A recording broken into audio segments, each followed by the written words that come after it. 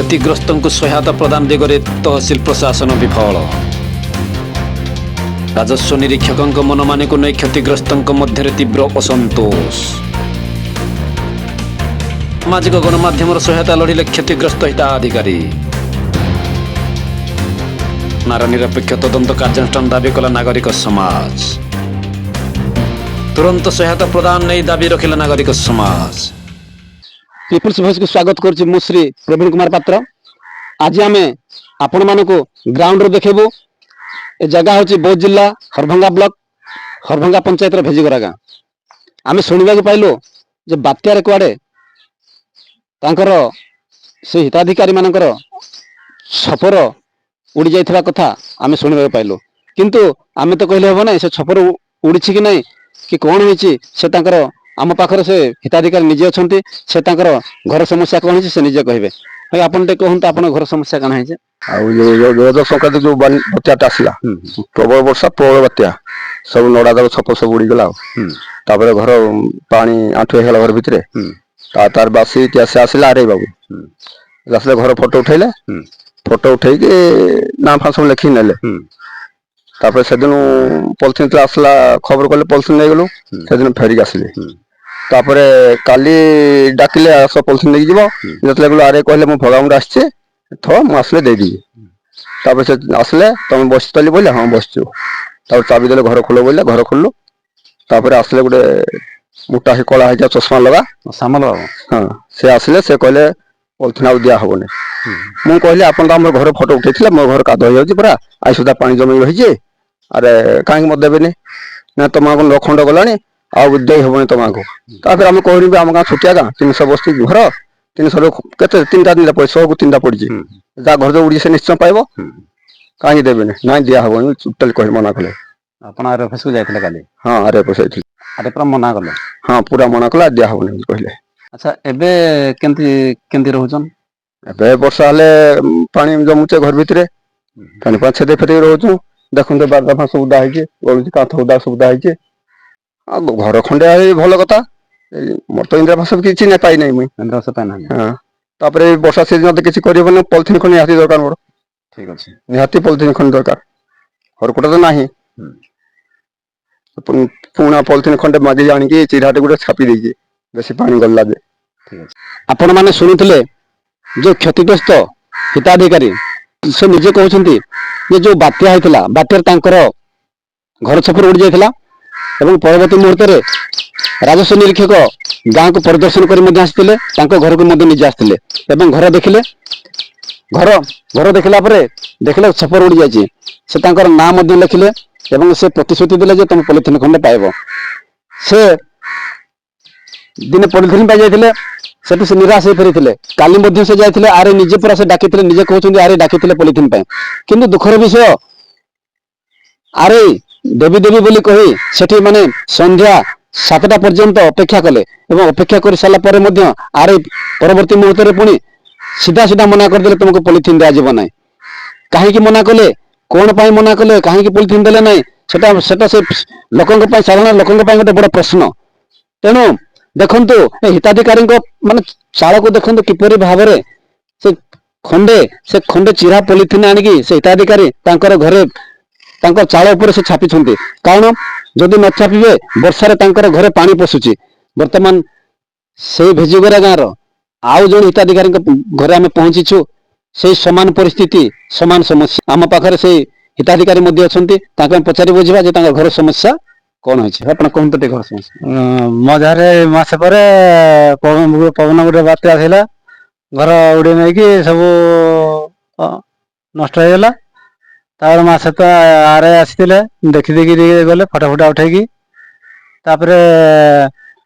मसे पर मेघ टी से मेघ गला जोरी पाल खंडे घिनी आनिकी घर ढापी धसकी दुष्का जो पाल दबा चाहिए जाइनु जाकि थे फेरिक आसीनु थे डाकिले आर थे आरे अब काली डाकिले कौन डाकिले पाल ना पाल गनु से बसई जाऊँ बोली कहले आम बसी आरे बसारे आसिले चाबी देले खुलिकी बस आम 7 बजे ରାତି 7 ସହର ଯାଇଥିଲ ହଁ ତାପରେ ତାପରେ ରାତି ଆସିଲେ ଅଫିସ ଗଲୁ ଅଫିସରୁ ଟିକେ ମାଗିନୁ ପାଲ ପାଲ ତମ ଗାଁ ନେଲେନ 4-5 ଖଣ୍ଡ ଆଉ ତମ ଗାଁକୁ ଦିଆଯିବ ନାହିଁ ବୋଲି କହିଲେ। ଆଚ୍ଛା ଏବେ କେମିତି କି ଜୀବନ ବିତଉଛ କେମିତି କି ରହୁଛ କଣ କରୁଛ? ଜୀବନ ଜରି ଖଣ୍ଡେ ଘିନି ଆଣିକି ତାକୁ ଢାପି ଦେଇକି ଆଉ ଜଣେ କ୍ଷତିଗ୍ରସ୍ତ ହିତାଧିକାରୀଙ୍କ ଘରକୁ ପହଞ୍ଚିଛୁ।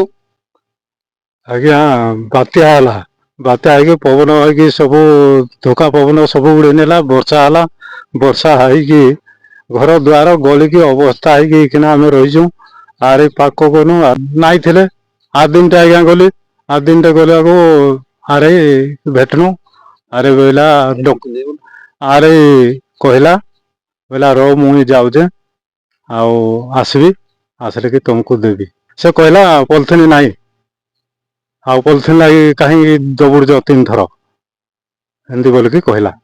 ଆଚ୍ଛା ଆପଣ ଏବେ କେମିତି ରହୁଛନ୍ତି ଜୀବନ କେମିତି ବିତଉଛନ୍ତି? ଆଜ୍ଞା ଜୀବନ କେମିତି ବିତଉଛନ୍ ବୋଲେ ଦେଖୁଛ ଘର ଦ୍ୱାର ପବନ ହେଲା ପବନ ହେଇକି ସବୁ ଉଡେଇ ଉଡା ନେଇକି ଏଇକିନା ବର୍ଷା ହେଲା ବର୍ଷାରେ ରହିଛୁ ଆରେ ଦିକି ଗଲି ପୁଣି କାହିଁ କହୁଛ ଏଇଟା ଏବେ ପଲିଥିନ ଖଣ୍ଡ ହେଲେ କି ଢାପିକି ରହିବୁ ଆର ଦେଖୁଛ ଆଜ୍ଞା କେମିତି ଅବସ୍ଥାରେ ଅଛୁ ମୋର ପୁଅଟା ପଡିଛେ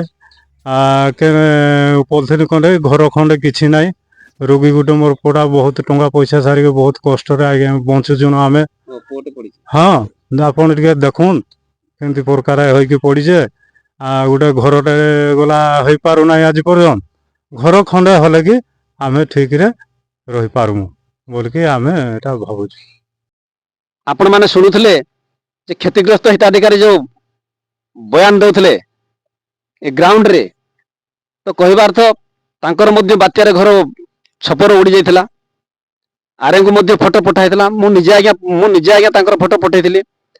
ଦୁଃଖର କଥା ଆଜ୍ଞା ଯୋଉ ପ୍ରକାର ସେ ଅବସ୍ଥାରେ ଅଛନ୍ତି ସେ ନିଜେ କହୁଥିଲେ ଦେଖନ୍ତୁ ସେ ଘରକୁ ମଧ୍ୟ ଦେଖନ୍ତୁ ଆଜ୍ଞା ଏ ଘରେ ଆଜ୍ଞା ଗୋଟେ ଚିରା ପଲିଥିନ ଆଜ୍ଞା ପକେଇଛନ୍ତି ଖଜୁରୀ ପାଳ ଆଜ୍ଞା ଛାପିଛନ୍ତି ଆପଣ ଦେଖନ୍ତୁ ସେ କେଉଁପରି ଅବସ୍ଥାରେ ଅଛନ୍ତି। ଏପଟେ ଗୋଟେ ପୁଅ ଆଜ୍ଞା ତାଙ୍କର ଗୋଟିଏ ମାତ୍ର ପୁଅ ଆଜ୍ଞା ଗୋଟିଏ ମାତ୍ର ପୁଅ ଦେଖନ୍ତୁ ଆଜ୍ଞା ଶଯ୍ୟା ସାହି ବର୍ତ୍ତମାନ ସେ ଶଯ୍ୟା ସାହି ଅବସ୍ଥାରେ ସେ ବର୍ତ୍ତମାନ ଆଜି ପର୍ଯ୍ୟନ୍ତ ସେ ପଡି ରହିଛନ୍ତି ରୋଗଗ୍ରସ୍ତ ହେଇକି ତ ଯୋଉ ଘର ଯୋଉ କାଦୁଅ ଯୋଉ ପାଣି ଯୋଉ ପଶୁଛି ସେଇ ଅବସ୍ଥାରେ ସେ ପିଲାଟି ଆଜ୍ଞା ଅଛି ଆପଣ ମାନେ ଦେଖିଲେ ଆଜ୍ଞା ଦୁଃଖ ଲାଗୁଛି ତ ସେ ଆର ଅଫିସକୁ ବାରମ୍ବାର ସେ ପଲିଥିନ ଖଣ୍ଡେ ପାଇଁ ସେ ଦିଥର ଗଲେ ଦିଥର ଆଜ୍ଞା ଫେରି ଆସିଲେ କାଲି ମଧ୍ୟ ସେ ଯାଇଥିଲେ ଏପଟେ ତହସିଲଦାରକୁ ମଧ୍ୟ ଆଜ୍ଞା ଫୋନ କରାଗଲା ତହସିଲଦାର ମଧ୍ୟ ସେ କଥା କହିଲେ ଯେ ତାଙ୍କୁ ଦିଆଯିବ ନାହିଁ। ନମସ୍କାର ହଁ ନମସ୍କାର କିଏ କହୁଛନ୍ତି? ପିପୁଲ୍ସ ଭଏସରୁ କହୁଥିଲି ସାର୍ ଯୋଉଟା ଆପଣ କଣ ଆପଣଙ୍କ ନାଁ କହିଲେ? ପ୍ରବୀଣ କୁମାର ପାତ୍ର ସାର୍। ହଁ ଠିକ ଅଛି କଣ କୁହନ୍ତୁ? ସାର୍ ଯୋଉ ପଲିଥିନ କଥା କହୁଥିଲି ସେ କଣ 7-8 ଜଣଙ୍କୁ ଦେଲେ ହଁ ଆଉ କଣ 3ଟା ଖଣ୍ଡେ ରହିଗଲେ। ଶୁଣନ୍ତୁ ମୁଁ ତାଙ୍କ ସାଙ୍ଗରେ କଥା ହେଇଛି ହଁ ସାର୍ ଆମର ଯିଏ ଷ୍ଟାଫ୍ ଅଛନ୍ତି କଥା ହେଇଛି ସାର୍ ତ ଯୋଉ ଗୁଡାକ ପାଇବା ପାଇଁ ଏଲିଜିବଲ ନାହାନ୍ତି ସେମାନଙ୍କୁ କେମିତି ଦିଆହବ? ଠିକ କଥା ସାର୍ ଯୋଉମାନେ ପାଇବା ପାଇଁ ନିର୍ଭର ସାର୍ ଠିକ କଥା କିନ୍ତୁ ସେମାନେ ସାର୍ ଆପଣ କୁହନ୍ତୁ ସେମାନେ ସାର୍ ଆସିକି ଯଦି ନ ପାଇବା କଥା ତ ସାର୍ ଦେବେ ନାହିଁ। କାଲି ସାର୍ ଯୋଉ ପଲିଥିନ ଦେଲେ କେତେ ଜଣଙ୍କୁ ନ ପାଇବା ଲୋକଙ୍କୁ ବି ଦେଇଛନ୍ତି ଏମାନେ ସେ ଇନ୍ଦିରାବାସ ପାଇଛି ତାର ପକ୍କା ଘର ଅଛି କେତେ ଜଣଙ୍କୁ ଦେଇଛନ୍ତି ଏମାନେ ତ ପ୍ରକୃତରେ ଯେ ପାଇବା ଲୋକ ଆମେ ବେଶୀ ଲୋକଟେ ସାର୍ ତାର ପୁଅ ସାର୍ ମାନେ ଶଯ୍ୟା ସାହି ତାର ଇନ୍ଦିରାବାସ ନାହିଁ ତାର ଘର ନାହିଁ ଆପଣ ଦେଖିଲେ ମାନେ କଦର୍ଯ୍ୟ ଲାଗୁଛି ସେ ଘରଟା ସେ ଲୋକ କାଲି ଫେରେଇ ଦେଲେ। ଆଉ ମୋର କହିବା କଥା ଆମର ଆରଆଇ ଯାଇଥିବେ ତାର ରିପୋର୍ଟ କରିଥିବେ ମୁଁ ତାଙ୍କୁ ଷ୍ଟ୍ରିକ୍ଟଲି ଇନଷ୍ଟ୍ରକ୍ସନ ଦେଇଥିଲି ଯେ ଯୋଉ ଲୋକ ପାଇବା ପାଇଁ ଏଲିଜିବଲ ବେସିଂ ଅପନ ଦ ଆରଆଇ ଫିଲ୍ଡ ଭିଜିଟ ରିପୋର୍ଟ ତ ସେଇ ହିସାବରେ ତାକୁ ଦବା ପାଇଁ ତାକି ଅଥରିଟି ହିସାବରେ ଆମେ ସାଟିସ୍ଫାଇଡ ହବା ଦରକାର ଯେ ସତରେ ଏ ଲୋକ ନିଡି ଅଛି କି ନାହିଁ। ତ ସେଇଟା ହଉଛି କଥା ଆମ ପାଖରେ ବି ଖବର ଅଛି ଯେ ବହୁତ ଇଲିଗାଲ ୱେରେ ଯୋଉମାନଙ୍କର ଘର ଅଛି ଯୋଉଟା ଆପଣ କହିଲେ ଯେ ଯୋଉମାନେ ପାଇବା କଥା ନାହିଁ ସେମାନଙ୍କୁ ଦିଆଯାଉଛି ସେ ଖବର ବି ଆମ ପାଖରେ ଅଛି।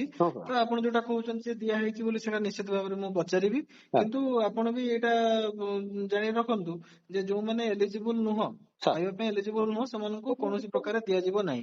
ସେକେଣ୍ଡ କଥା ହଉଛି ଆପଣ ଯୋଉଟା କହିଲେ ଯେ ଯୋଉମାନେ ଏଲିଜିବୁଲ ନାହାନ୍ତି ଯୋଉ ଜିନିଷଟା ମୁଁ କହିଲି ଏବେ ସେମାନେ ପାଇଛନ୍ତି ସେ ଜିନିଷଟାର ମୁଁ ଏବେ ସ୍କ୍ରୁଟିନି କରିବି ଯେ ଯିଏ ବି ଦେଇଛି ଅଥରିଟି ଆମର ଅଫିସର ସେ କିଛି ଫିଅରରେ ୟା ତ ଫେଭର ଦେଖିକି ଦେଇଛି ୟା ଜଷ୍ଟିଫାଇଡ ୱେରେ ଦେଇଛି ଠିକ ଅଛି।